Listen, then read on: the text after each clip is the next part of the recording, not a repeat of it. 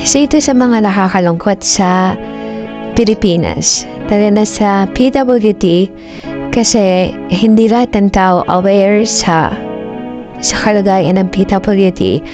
Kaya kami dito sa hospital, sa check-up ni Gavin. Kaya pupunta na kami sa sasakyan, may nakaharang naman sa daanan. So ang ending, binuhat ko na lang si Gavin papunta na sa sasakyan. Buti na lang, sanay naman na ako. And naisip ko lang paano kung matanda na or mabigat yung pasyente. Kawawa naman yung kasama niya, diba?